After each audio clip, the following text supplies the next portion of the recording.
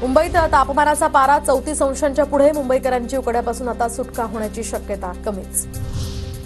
मुंबईमध्ये प्रदूषणाची पातळी वाढली. मुंबईच्या हवेचा निर्देशांक हा 125 वर पोहोचला.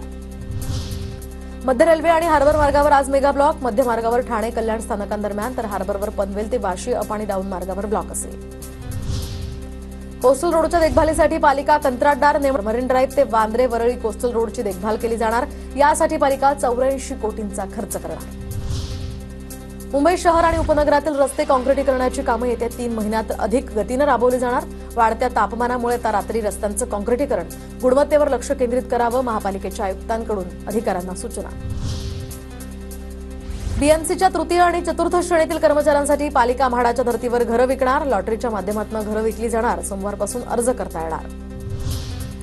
म्हाडा मुख्यालयामध्ये येणाऱ्या रहिवाशांची आता प्राधिकरण सविस्तर माहिती गोळा करणार. भविष्यातील विभागातील सेवा ऑनलाईन पद्धतीने उपलब्ध करून देण्यासाठी फायदा होणार.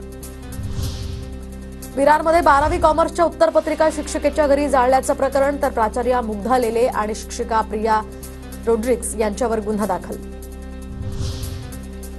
डोंबिवलीमध्ये उद्या उपमुख्यमंत्री शिंदेंच्या हस्ते छत्रपती शिवरायांच्या अश्वारूढ पुतळ्याचं अनावरण होणार. कल्याण ग्रामीण आमदार राजेश मोरे यांच्याकडून कार्यक्रमाचा आढावा.